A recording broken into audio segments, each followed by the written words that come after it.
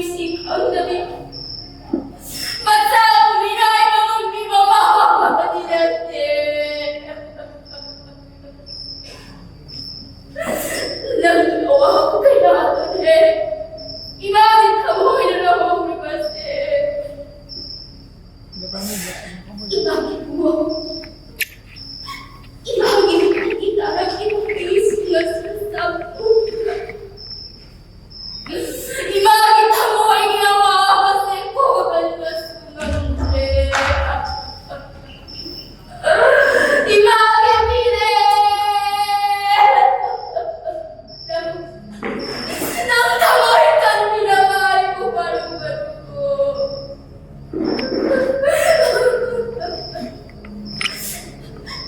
Isabi, awa ako kaya hindi ko ano? Isabi awa ako hindi kaya hindi kasi bakit ako na pawi ay isabi ako ano doon? Ano ang mamaya bayan sa akin, Manet? Ibabalik ko. Ibabalik. 괜찮은다고 라힘을 만들어내려고 소행하려고 붙잡았는데 이러거든 mamaakulma machamukuna noitiyoni kudinine kazali maakubimangula machanine wana so행하려고 makomtuga maakubimangula manawazindi mamaakuta makwazarabado hujik puno ningsing maakubimi homo ibarisa lain udah berlomba Kensan dengan awalnya soalnya dia tamu ya, orang ini dengan gimana siapa ini bilang dia, wah kunci itu.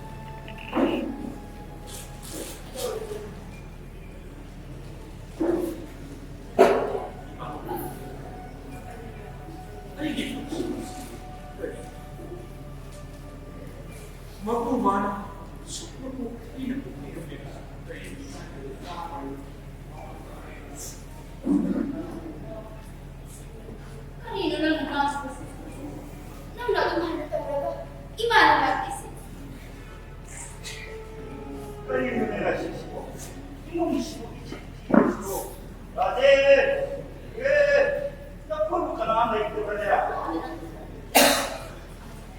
दादा anh quỳ lại चाहिए दादा 오 दादा 아 알겠습니다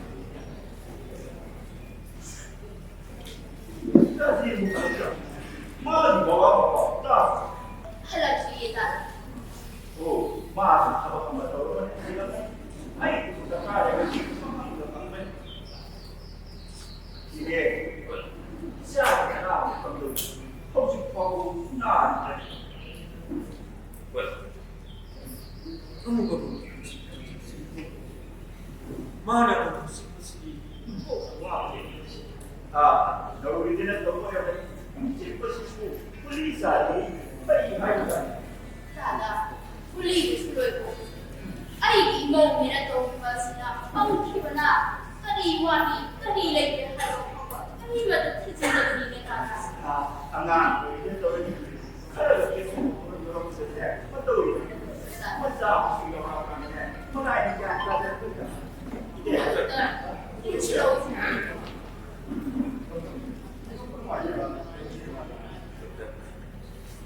아무것도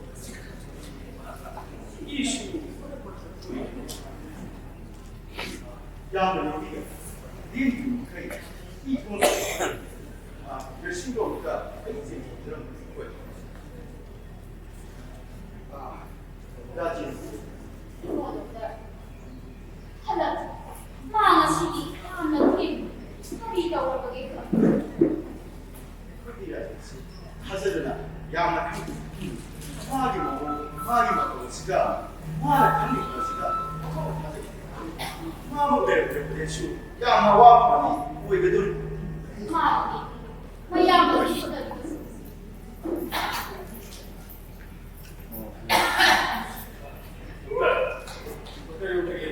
시아리는 신이 캐널이다. 시간 시에 이거 왜 없어? 오, 왜 이거 왜 아, 야를 이래.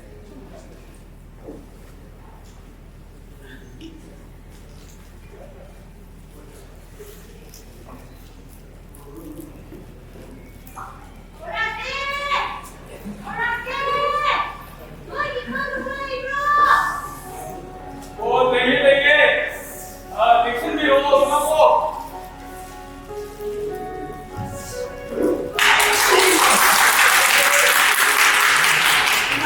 이거는 시대가 아니고 아니 씨 내가 우리 예 나도 난 들고 다니고 나도 그리고 Quý bảo ông nó tao bị xin một cái gì nó hay bên đây đã tìm quý bảo ông nó tao bị xin cái gì nó hay bên đây 이렇게 놀 거. 이루는 게 이생 잘로 하는 거 잘해 그 돌아오는 게 아니라 사 난, 무슨 cái gì nó hay bên đây 아이 시아들이 하나 와서 그냥 감았습니다.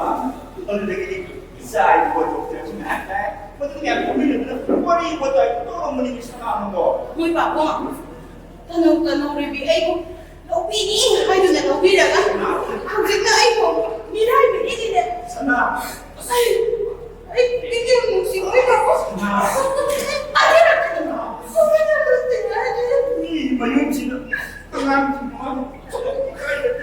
ấy xin lỗi cái thằng này làm đâu ấy cũng đi mang ra đây sao bố bà này nó sang này thế này đi đâu ấy bảo tao sao được đi nào ấy bảo tao thế nó là ai vậy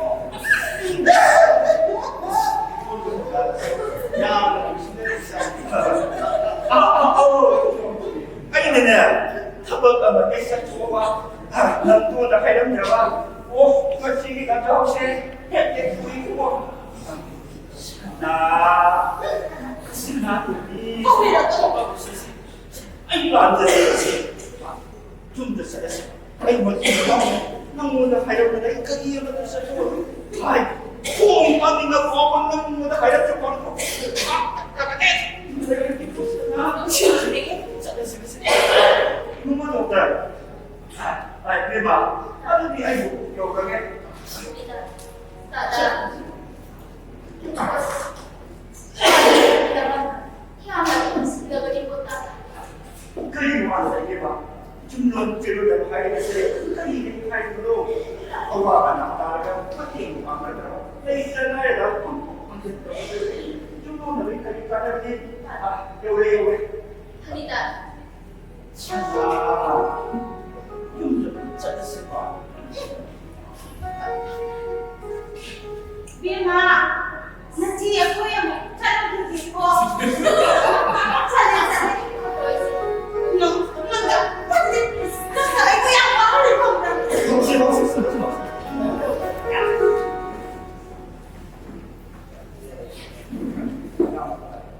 让实际让各位在我们这个公民司法的内部司法的情况有一样，这通这些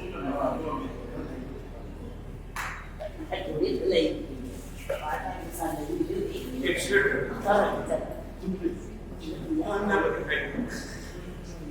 그래 여러분, 아이 형상 가족들이 괜찮게 있을 수 있어요. 아이 시로 받는다.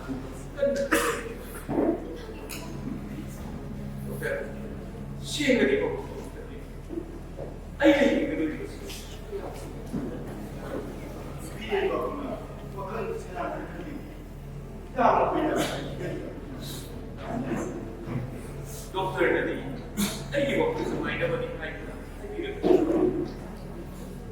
이게 뭐에 있으면 이거 액션 거의 미국 너무 그렇지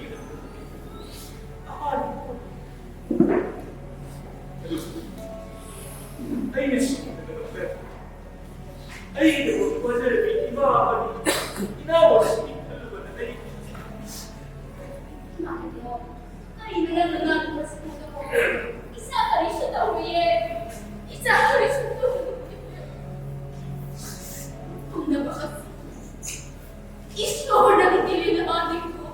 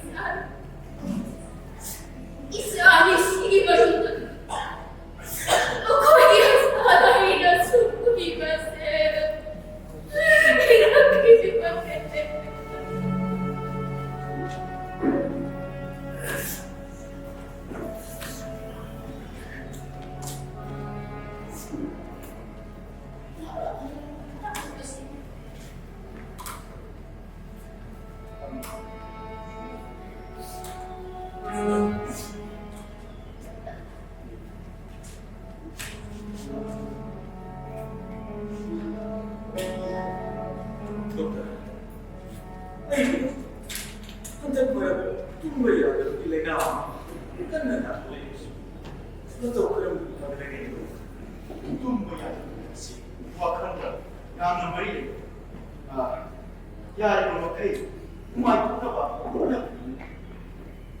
sun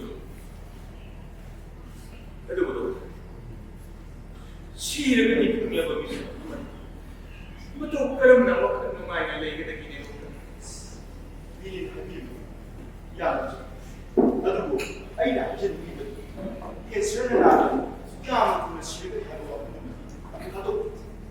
aduga tumba ya aduga ne mutum ai kuli bicara aduga ma kuli ese zakare sisi aduga kuli ese sisi da bata kuli amadi yana sisi da biya amadi yana sisi da bata kudum ciwo ne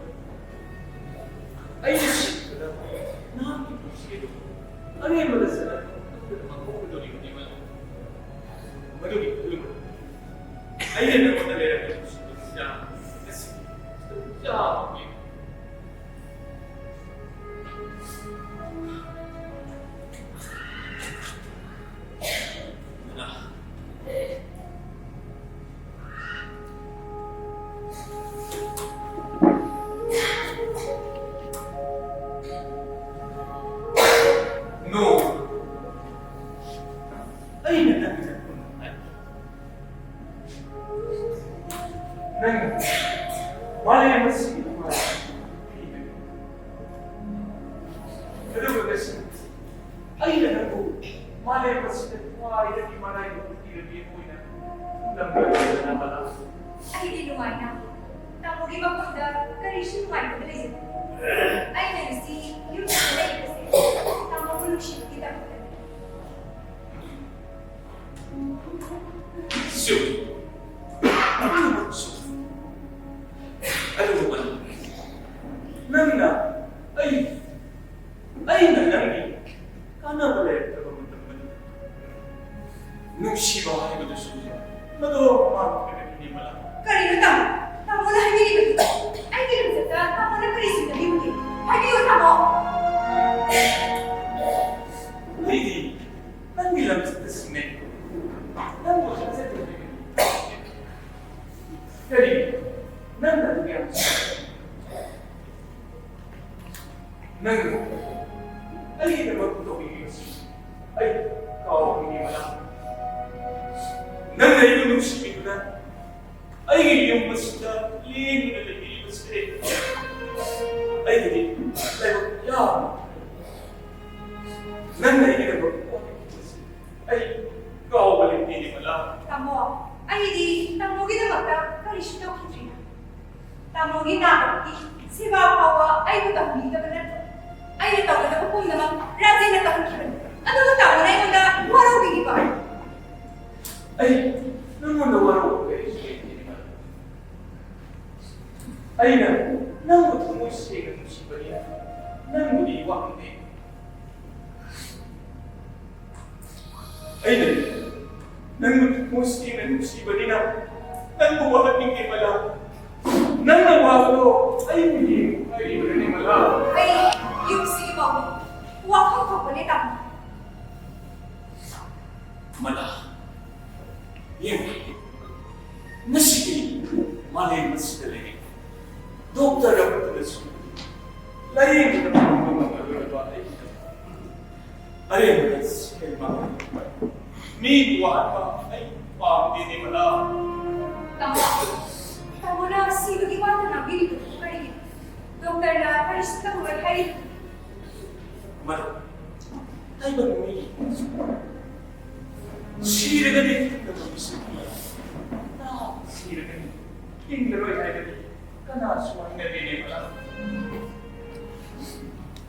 Ay, yan siya na. Ano siya? Ano na is ay, nagpiligat ulit kasi.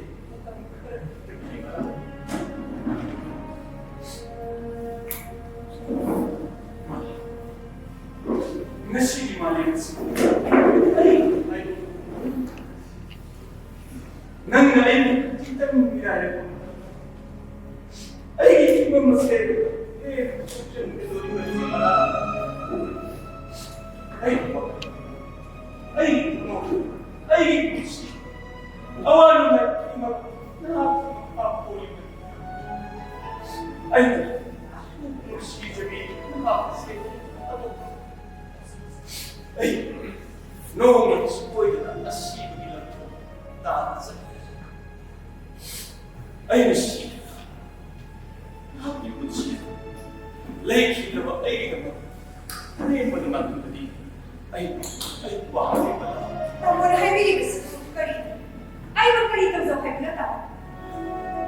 Tamo na, ay bilibis ko. Ay, maharaw na ba? Natraga, ay magparin na bilibis. Tamo. Ay, shi. Tamo ipan. Yung shi mamasakal. Magpura galay na. At ako ni Pamada, yung parang na mga binubido. Ay, nakita mo. Wala. Yankee. Nasige, malay mas dalay. Tayo bang umiyon o pinalibay ang Philippines? Asili mo din ang tao din. Punsi ay asili at Yankee. Ay, sige. Sige ka pa. Sige ay punsi ay malay mala. Ano? Sino ba ay na? Imilas ka na isa kabatang mularang na bali. Ay, hingin mo din orang mayay ba? Urang bansi. Ya.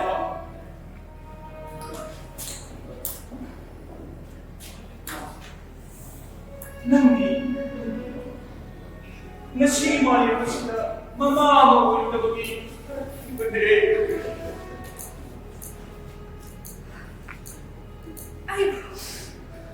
ꯑꯩꯕꯨ ꯑꯣꯛꯇꯦ ꯍꯥꯏꯔꯤꯕ꯭ꯔꯥ ꯇꯥꯃꯣ? ꯇꯥꯃꯣꯅ ꯍꯥꯏꯕꯤꯔꯤꯕꯁꯤꯕꯨ ꯑꯩꯕꯨ ꯑꯣꯛꯇꯦ ꯍꯥꯏꯕꯤꯔꯤꯕ꯭ꯔꯥ ꯇꯥꯃꯣ? ꯍꯥꯏꯕꯤꯌꯨ ꯇꯥꯃꯣ!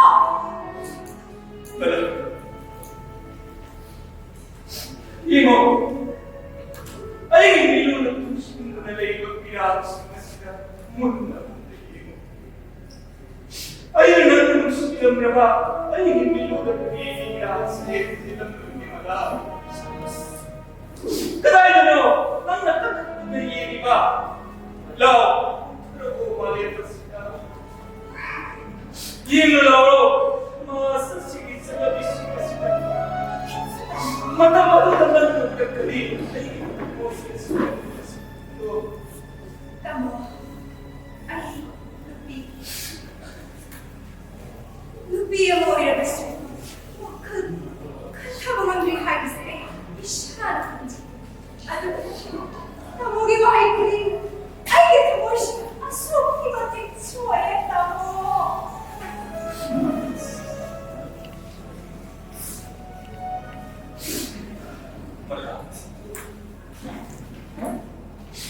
ꯑꯩꯒꯤ ꯄꯨꯟꯁꯤ ꯑꯁꯤ ꯅꯪꯒꯤ ꯍꯥꯏꯅꯕꯒꯤꯗꯃꯛꯇ ꯂꯩ.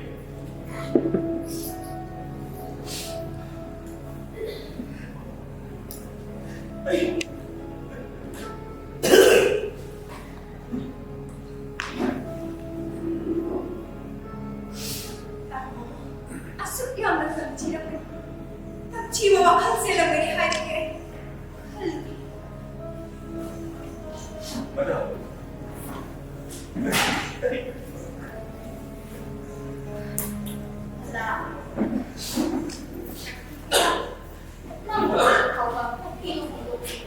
ꯍꯣꯡꯗꯣꯛꯔꯒꯦ.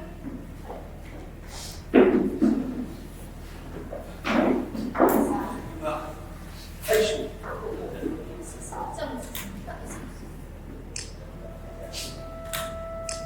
이마 lambi ꯆꯠꯄꯁꯤꯡꯅ ꯄꯟꯊꯨꯡ ꯅꯨꯡꯉꯥꯏ ꯑꯃꯝꯕꯅ ꯑꯉꯥꯟꯕ ꯉꯥꯏꯕ ꯅꯆꯥ ꯑꯩꯒꯤ ꯄꯨꯟꯁꯤ ꯑꯁꯤꯁꯨ ꯁꯤꯕ ꯉꯥꯏꯔꯤꯕꯅꯤ ꯏꯃꯥ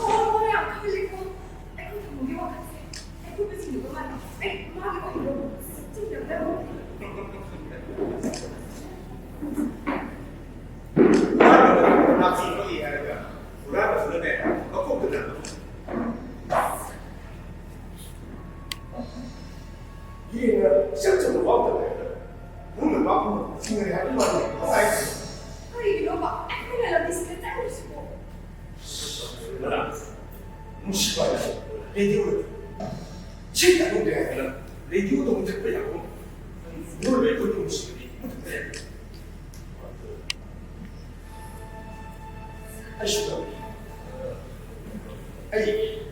아이는 보면서 나 아이고 맛있는 거 있나요?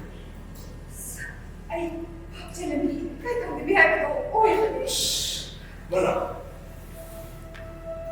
무시부터 봐 이까지 아이고 미래의 무시해야 되는데 아이고 그냥 하는 완전히 놀려줘 많은 시켜 어떤다 남기대 물로 그렇지 아니면 내가 남기대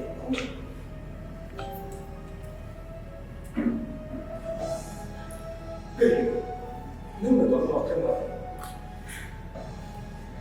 오늘은 꼭 먹었어 그래 시켰던 마음이 이렇게 봐 그래 나는 기대가 했던 거다 나는 기대가 했던 거다 미래 속에서 아이씨 용어시 되는 하기 때문에 그러니 용어시다고 생각했어? ไอ้เรื่องอะไรไอ้คนนี่นะนี่วิ่งอย่างนั้นเลย 말이 무엇이고 말이 무엇이고 뭐니 뭐 좋게 얘기해봐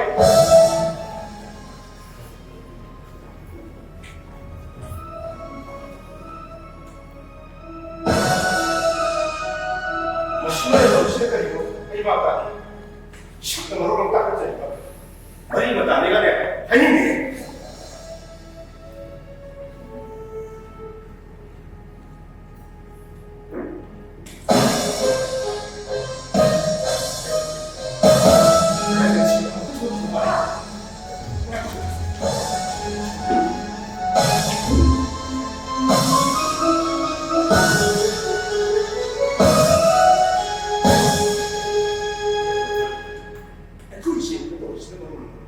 시도 빙봉도 중요한 것을 쌓았어.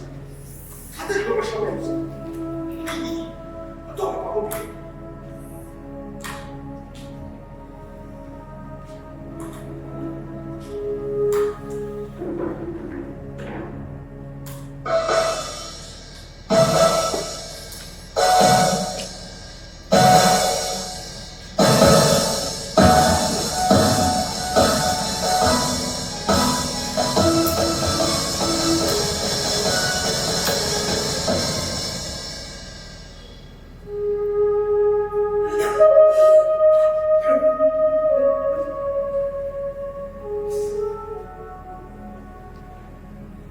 Pausa.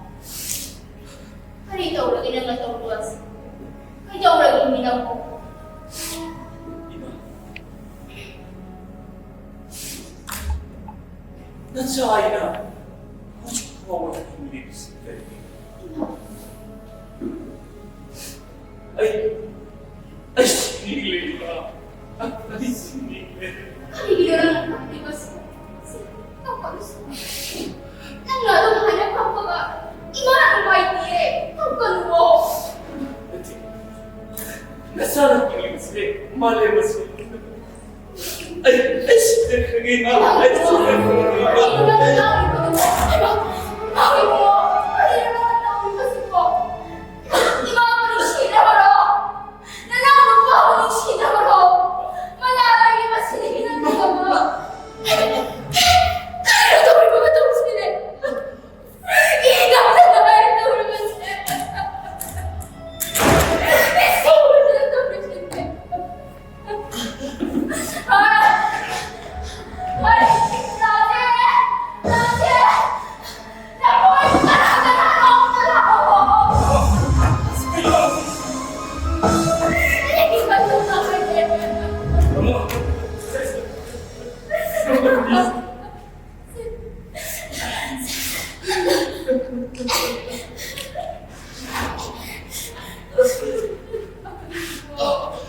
어머, 끄집 없는 거 위험하시고.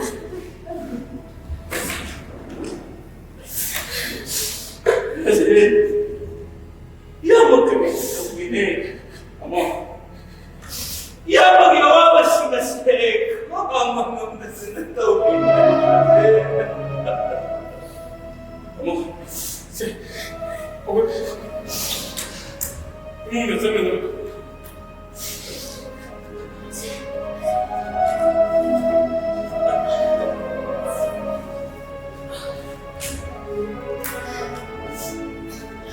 Amo, hindi sa talagang putalo ng tabi.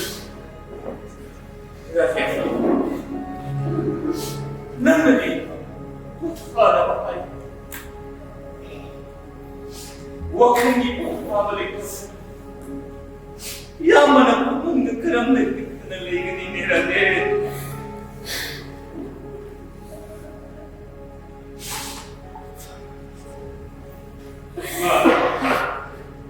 Ma!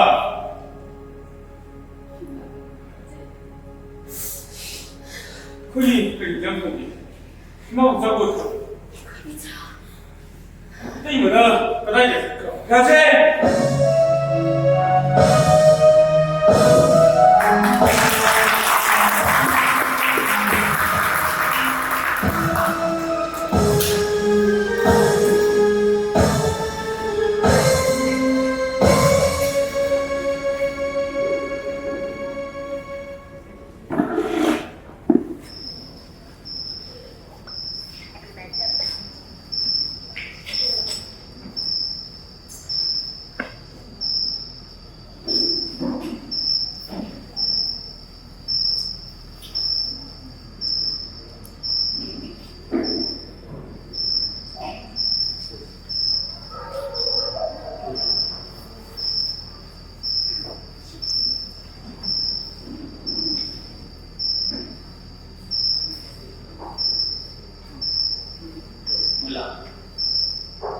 Masih kasi. Kaya naging nasibong at hiyagat ako ay matahas masok.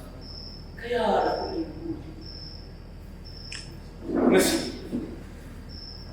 ay hindi na sinahulog ako sa kulinan. Loy na ito. Kung siya sila, among kinabuha kong nalagay ko siya. Ano na naiingin mo sinipan mo? Malah.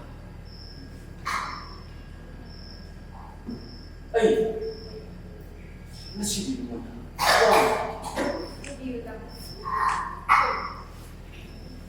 Ay, di ko siya siya. Gusto niya. Siya naman ay kasi. Ay, natamo. Tamo naman yung yawa ko. Hajin-hajin. Ay, di ko nakabili kasi. Ay, mukhang ihay na kumuhay ba? Natsaga, kang dahil kumuhay ka. Ay, nagpapapa ko. Iyo, ay ba?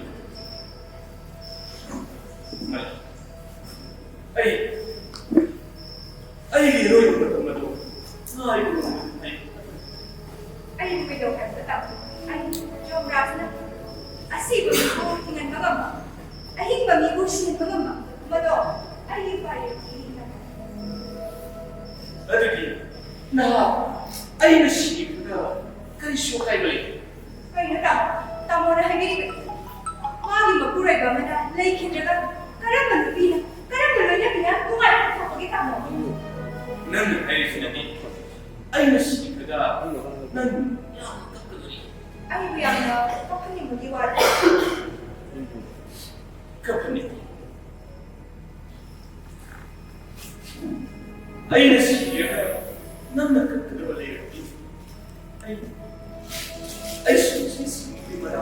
Ay, Siga. Siya ma. Nuray pinag ka na yung tao. Ay, bamigo siya. Siya si bamigo hingan mga mga. Maluliwan na yun. Ay, naliliwan na yung bagay mo. ay, wah, isin. Nang, pakma. Ay, dito tao. Nah, ay, siya naman. Natala, ay, may ito ba? Ay, dito tao. Tamo na hali mo ako man. Ay, sigut tamo di kanan. Ay, dito tamo. Ay, sigut tamo di kanan. Sangsara sila yun. Mali ba sila yun? Mali ba buhay ba ba? Mali lo yun na hanggang tumawa ko mo doon. Tamo. Ay, masingari. Ay, dito tamo. Ay, makaliliwan ako. Wala! Ay, naman sinagog ka respect kini wala. Nangin siya ba rin? Ay, nangin siya. Nang, ay, kando.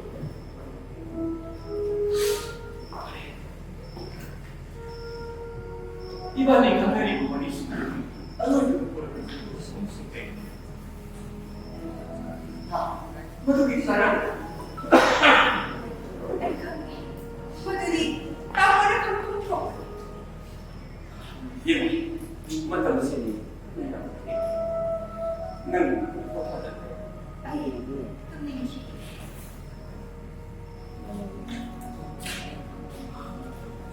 Ay natuloy mo kayo ng sutong nalutaan. Inuwi ba ito ay maganda? Inuwi ba ito ay kundi lang nalutaan? Ay, nangyayari kami na.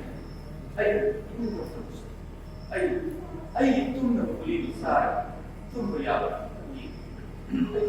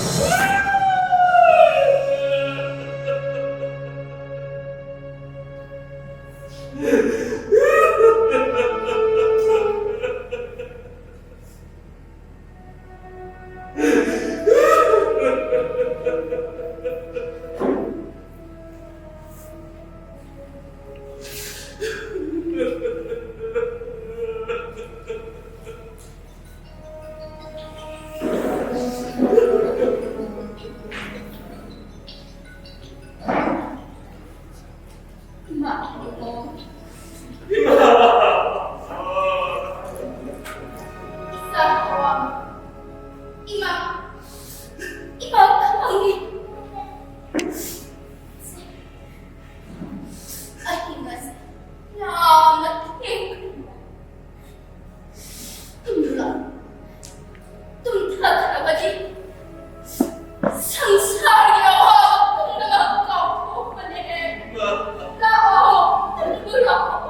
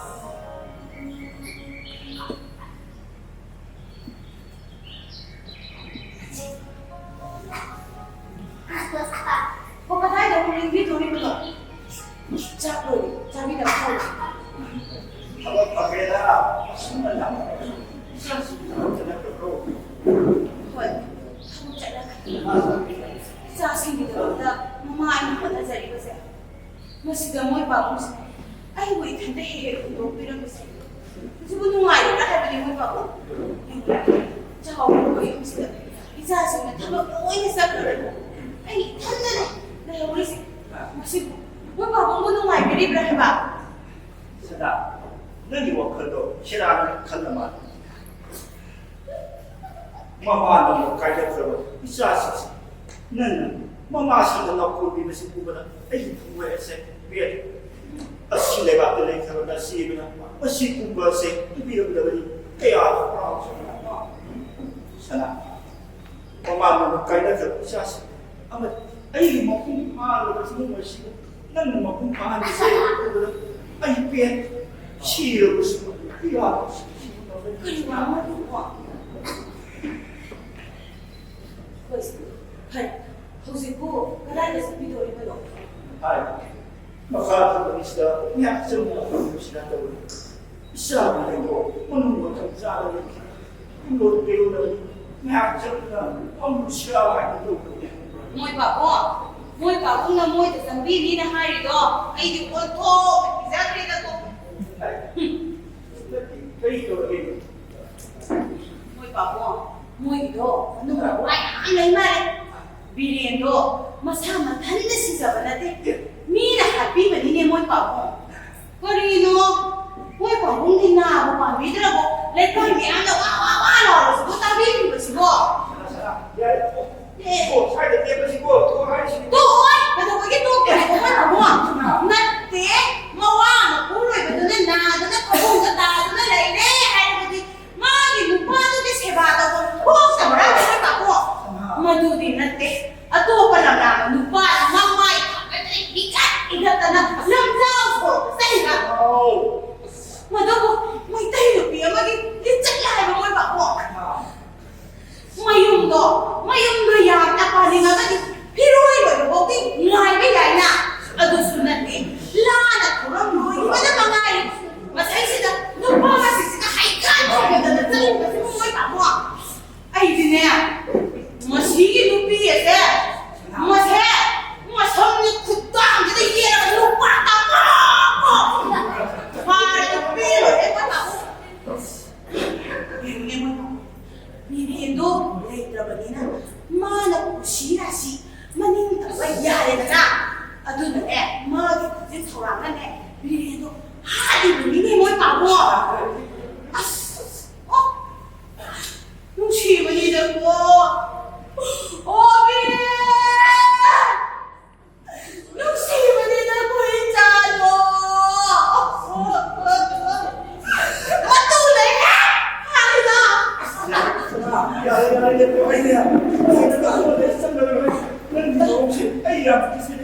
Wow, kaya na ising siya pa ni naging nakikiyaw siya ay suwa na na suwa patay ay hindi mo rin siya paano sila sana kaya mo rin natin na Hoy, sa mo pa kanya sa tabi yo ka sa tupiro ato ka sa spiro okay sa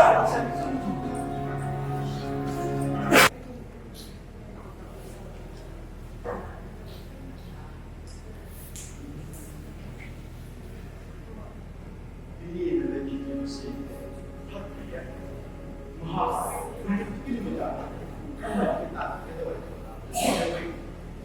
아두는 와학교가 아니라 노토봉 친다 띵글을 아이기 왔어 화학이 왔구나 해줘도 아이나 뭐 모양이가 오래될 수 있나 화학이 오래될 만들어가 해줘도 준비 까다라고 말이 보이고 그것보다 아이가 보이고 아두는 말이 떠와 말이 떠보고 때려도 엄마씨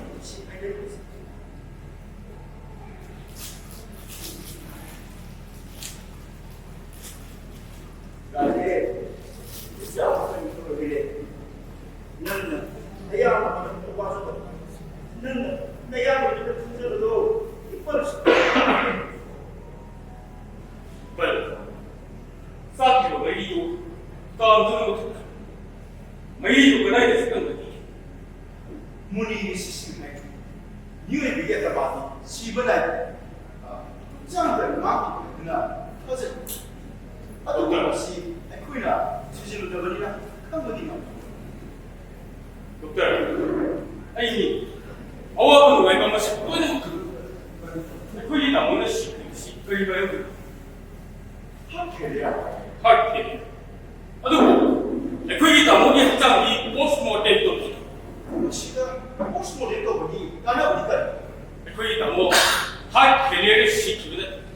그나마나 어떤마나 하지. 그날 하니까 내가 또미도 나와서 가보라. 아이나 먹고 싶어야지. 아이기 나무도 그나마도 그러나 어떤마나 하지.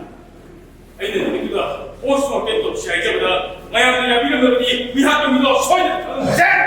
어머, 아이 커니. 아이기 나무 깨스가는 나무는 시먹이 맞다고 나이 끊어냈지.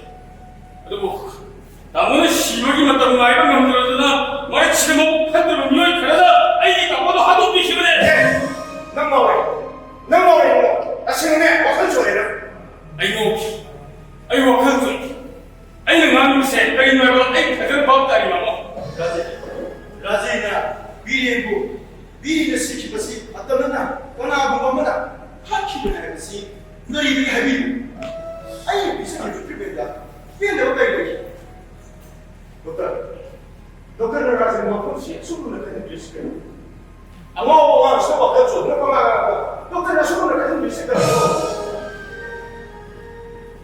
지금으로 와나 한국도 동보다 시는데 누가 미야 나 하트리 하니까 그걸 뭐해 그러면 해야 술었어 라지 이거 없어 그거야 따라하니까 또 뭐야 와 지금 말하면 안 되지 하지 수업이 뭐야 라지는 그나마 비린 하트리 할 수도 있어 누가 비린을 시키고 시 그나마 하키로 아두가 라지가 누구지 내비가 그리 이기다가 그리스도를 보통 라세 이걸 와 는 있다고도 떠나고 미래에 그나 학계 가야 학행 시기를 버리고 말을 내려 주시고 하도 우리는 가능하게 것이 거리도 이 민기와 이큰 아이기 나무 하다가 하리고 이두나 까내고 가려다가 이큰 아이는 그거리 아이기 나무 학회를 시키면 때 하키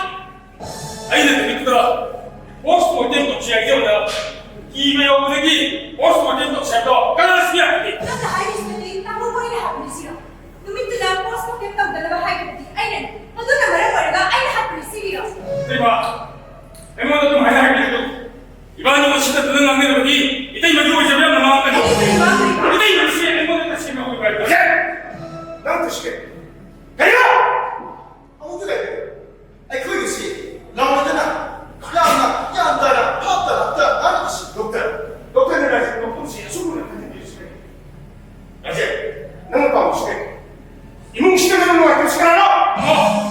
말하는 새도 미미하고 사기 크고 싸워 이구나 하도 그리고 거기다 시래가 너무 속냐더라 소민을 조금 줬고 Tumingin ko pang naman ng pang na siguri. Imong sibuhin na wala ka. Nang kali mo makundo. Mamay na fodo ko ko. 호무가 아이 거기 어두고 아이 뚱있는 뽑고 있는 큰 내대시라사 라시기와 혹시 야 이몽시 디나야가 이빨 타고 그게 아이기다 보도 힘도 뭐야 어디 내가 어느 나이야 아도 큰 일이 힘도 뭐야 내가 싸는 거보다 하잖아 dokter가 그리 나랑 그게 마치 dokter 숨쉬 이런 거 역시 아이나 좀 너네들이 하이드나 우리 따라 우드르라 좀 뭐야 내가 우리 아마도 하는 사람이 그도 티보가 이렇게 하이드나 싸 들어갔어 아이나 나무는 때문에 힘도 여기가 그리 다리 척경는 거기에 아이 가슴에 크기 아무리 기도 눈이 농할 거라 꿈만 잡되게 해야지 한번 먹어버려 덮어 모자라고 아무리 기도 꿈만 잡달래 속 얘네 먹어 그냥 우리도 속발을 아니 오늘 미국 가라 뭐 진짜 뭐 충분히 안 말? 그냥 아무 없을 때 위에가 사나 우리 로토가 사람으로 얘기할 수도 있다 dokter 나무는 또 내가 우리 영어 사람 거 어머 커버다가 우리도 뭐 군대 사람 거니 하듯이 어이 톡이나 이러지 아두가 나무는 내가 봐도 이때 이거 부르면 나무는 우리 사람을 따라서 이때 이거 그건도 아니 이게 뭔다 이때 이거 나무 씨 한다고 그래 Kari, nang ayos di, tamo ko inahapon siya. Nang lahat ka. 아이 이때 이거 하면 내가 보니 아이 니 나무 씨 그건 소리 아이나 나무기다 먹다 힘이 그 카드도 꺼내서 내가 뭐 치라 나무 씨발 아이가 먹는 거봐 너무 컸더라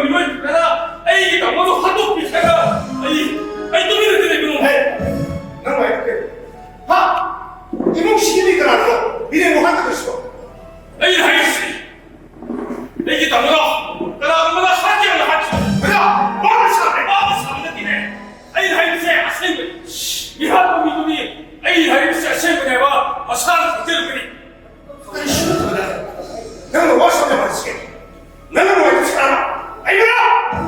어머 레몬 고글리 덕도 아무거나 기라스도 내 가리가 삐딱지게 되었지 아무 컴이고 남게 뭐고 하는데 우리 그 놈들은 내 가라 삐딱지지 난 그걸 말 거니까 너희들 들어오라 아?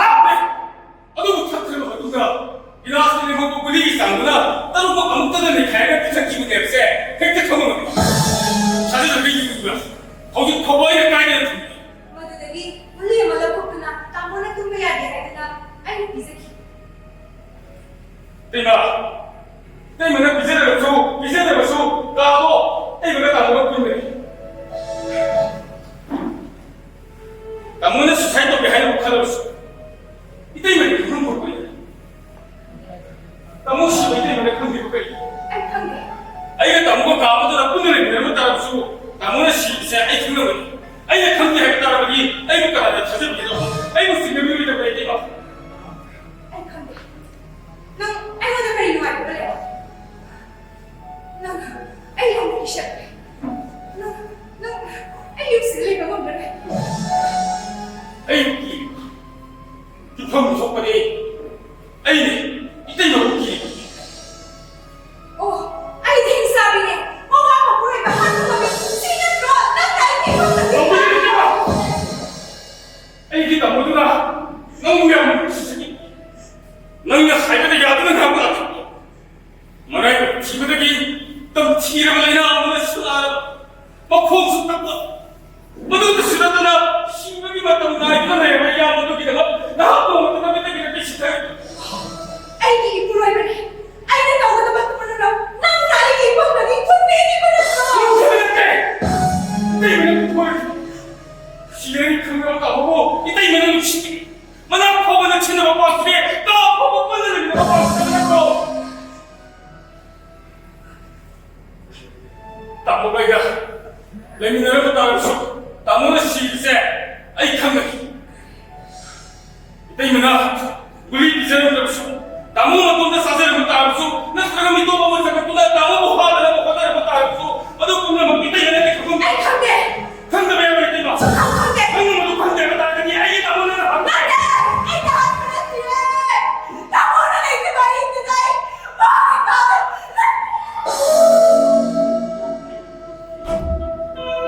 ꯑꯩ 아버지 아이 그거는 나가야 가 자제!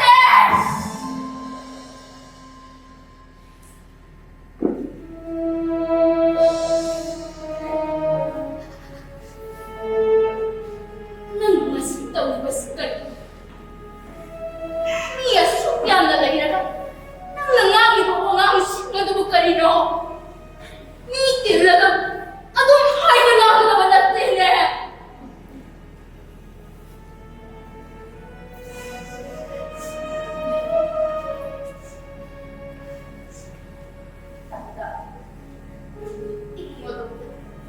ꯃꯌꯥꯝ ꯍꯔꯥꯎꯕꯤꯒꯅꯨ ꯏꯆꯥꯁꯤ ꯃꯌꯥꯝꯕ ꯂꯩꯈꯤꯗꯕꯗꯨꯗ ꯃꯊ꯭ꯋꯥꯏ ꯅꯨꯡꯉꯥꯏꯇꯅ ꯄꯨꯡꯉꯥꯡ ꯍꯔꯥꯎꯕꯤꯒꯅꯨ ꯇꯥꯗ 삐엔대로 하였어요 에이씨 미시 짝마 이말 아이 무섭죠 ꯂꯧꯔꯛꯄ ꯏꯕꯣ ꯍꯔꯥꯎꯕ ꯏꯕꯣ 그러니 말고 야제 아이 용겨워래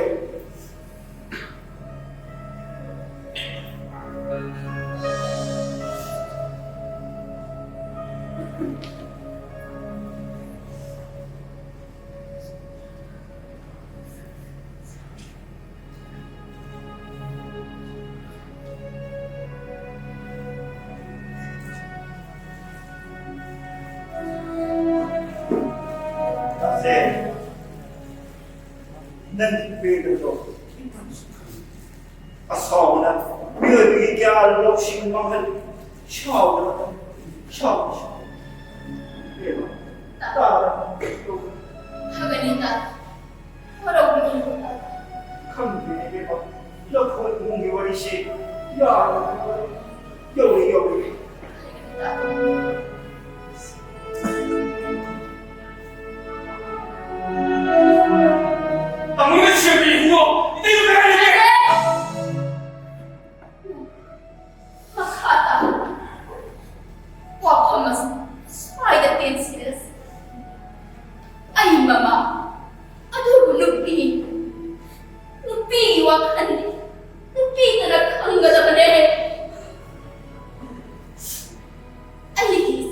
나에게 이런 속았던 malagi asawa. Imana po sila. Mana malabo. Matoy nag-isuhin. Nag-sidaki. At yung malabo. Mamunag kung ano mag-iasum-masum kung pakurap. Ano po naman at ay higing sabi rin na sukang. Ano na, makikita mo na. Ano man mamaya man at sabi? Iba! Iba!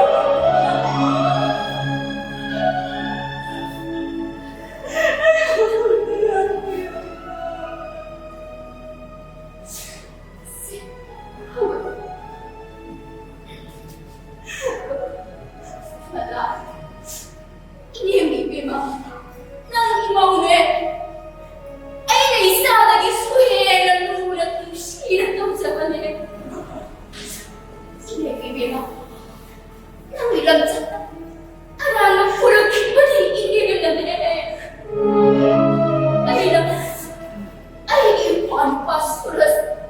Yung sinatong sinulat kami lumang. Nang lang. Isabi rin na ilapong na may marang ko'y nakibali. Ipuloy ko po. Pinahayos na. At ako palipawa ko ng sino na ay pinatibay sa akin. 그래 이 샤워를 시험이 왔던 거 아닌데 왜 시끄럽게 되고 인크다비 넘사리 비는 못 치다 아니보다 막는 거지 막무들 어머!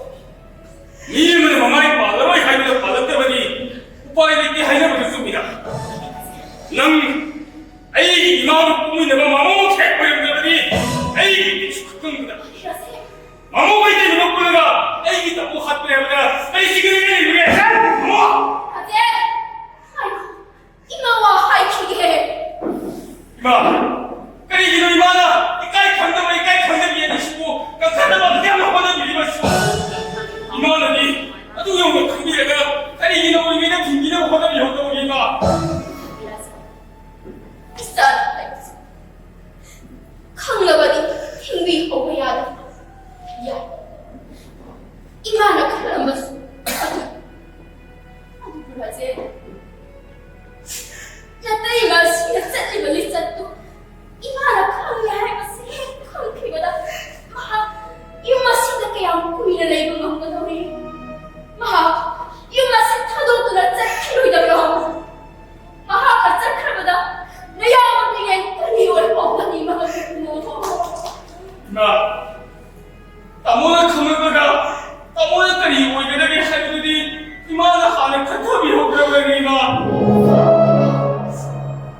Ima ka lang. Mahamay hingingay ni Konsimate. Anong kutang? Umana na isa na ba din ko? Ay, mas ikot na imana ka. Diba? Ano ba? Imagiwakan sa lupigiwakan o kate.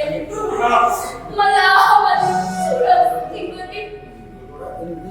Mahalaman ka kate. 혹시 니 한국이 자꾸 독담해야 하고 이마 Bakit? Nang imagiwasin mo inieta ko. 시크릿은 아이들이 아무것도 나를 왜야 때문에 나무나 라포키가 죽긴 것같아 아이고 아무기만 알때 생신기 Bakit?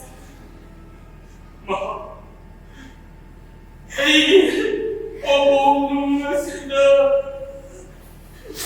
마생티만 나와 타이까 그러네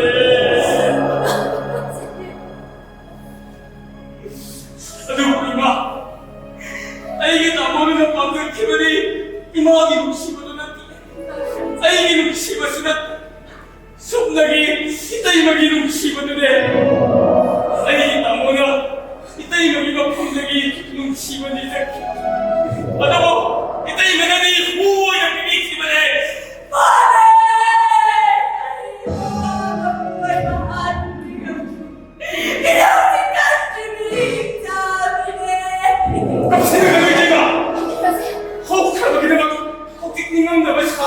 친데가 시크바이 나오도 어묵하다고 발매냐고 이게 나무도 야시디 이몸 지기만 받들어 미워이 가라든 친다더라 아도 비켜잖아 네. 그나하고 내놈이 학교에 하고 너무들 쇼크야 능력 메이터 정나 타가니가 아도 보이때가 아이기 나무도가 이때 이거를 내게 기세 쇼크기 만난 카야줬다 어떤 그런 내게 내봐도가 이때 이거기 가모이라 시가 같이 딱 모여 좀 거란다 보니 아이기 나무도 아도 왜 순간 거죠 아도 보다 학비 어묵지를 진짜 전전처럼 미쳤다보다 이 수학사가 얼마나 났다나 하루 보험은 죽이네 난나네 나는 사오기라서 내 키자만의 양반하더니 아무것도 좋아하게 야하더니 이봐 사오도 못하고 미나라 알아봐 속마 피부다 하여 이만 할일이 것이니 나는 너보다 보이는 애게 나는 너보다 뻔하게 딱 보이는 이는 이마 이 싸움 알겠어 눈빛이 의학기 걸고 wak한 남타오가 막나가니 마시기 상사라세 산티기 상사라가 보이는 거니 둘이 torbaani karakter sihirli babakri torbaani kanawa adu ising isa wala na torbaani patong krabada torbaani kanawa bukarino pamasa iyoy bagilang sajat haibase atam kumna magna niyang nalalayo haibayawi nahas nilita sajat ahalon nilita sajat ka kenawi 이 캐가라 바다하는 순간 할로가 순간 말로 할로야 이만은 어두려운 가비려보니 너 싸우기 이까이 쉽까이 아도모 에이디 용시라 에이기 나무 한분이 시가 끈을 내리는 이놈 어머 용문시 가족보다 야가 돈을 내미 내 때문에 에이기 가모의 능력 엉칼람이라 너는 콘닝거리 맹이 시나 어묵우쭈 땅고이 나는 싹해 집에 자신이 에토이 유머시 타고 새끼 하나 스시로 에토이 유머시다 와카다는 내 거에 대한 헷갈려 그리 계셔도 용씨, 아이기 용녀, 아이기 용녀, 아이 브라이트 노키니, 어디 아이는 나 숨이 너는 싶음이라고 하고 싶은 에이 제 시슈라스 에이다 있어 어머 나도 무시 에이 나한테 큰일 나는 기분이 어머 미는 미는 높구나 샤 어디 그 기미시가 이거더니 어머 큰일이야 낮에 에이씨가 그래 무심한 유머시 파도꾼을 찾아가래 난 네 하이가 놀아버려 가리 가만히 안돼! 빨리 일어나는 나오리 마주고 너 거의 손님이 하이버스나 하고 큰일을 막내네 라이팡도 그럴라, 나마우리. 하지만 내가 그리로 그리기로 해봐. 아이, 용씨를 내이버기 아이, 나비리 강났구나. 내 맘마 내가 나비.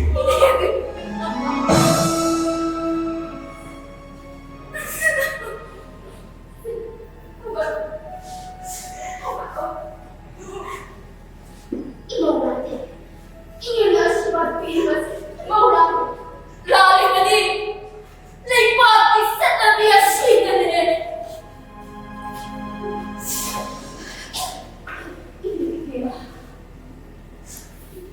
이녀 와리 까만다 나도 로이나 다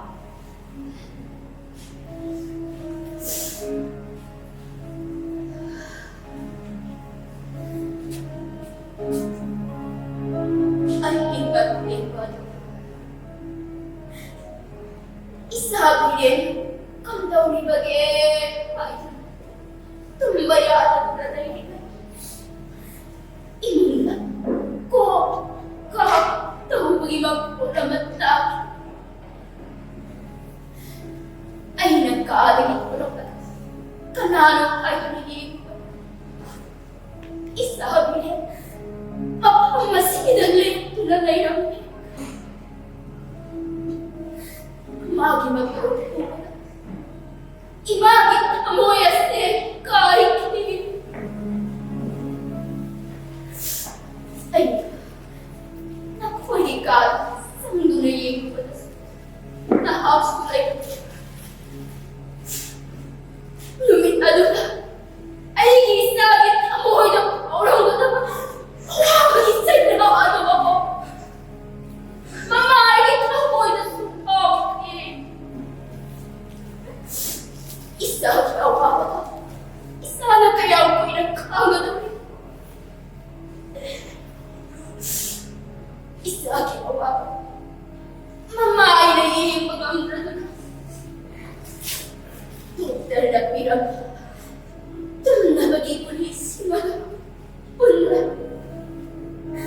Class na ikaya. Diba naman ng lagay. Mapamasitas ko lang. Isa ko. Sopasi na pamlagayang nagkaplagay. Ay na. Takna kung sindira. Isa ko. Hindi na po sumikit.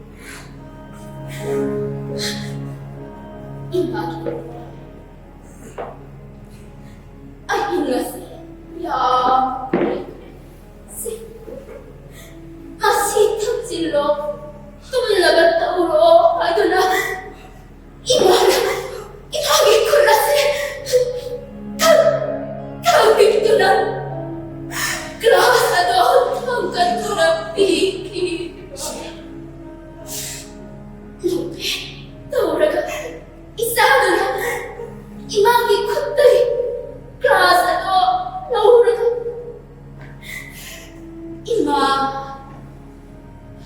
Imana piribasi takjilaga naca potajarage ko ayam kibano nasibo imana taas na nainiye Iba! Pwede na ipangay! Ano mo iba? Grazie Nakasanayaman Kanalo Halimatan Kibano Nayamado Imana Tawaya Sip Chaguna Yung Kibane Aduga Mokshita Tawaya Ibalahan mo na dieta mo.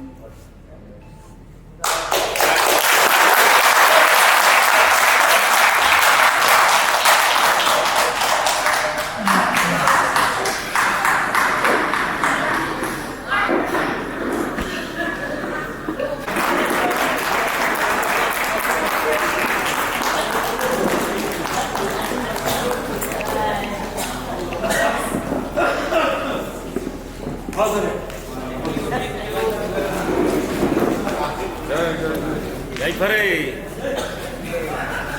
어디 야이파레 야이파레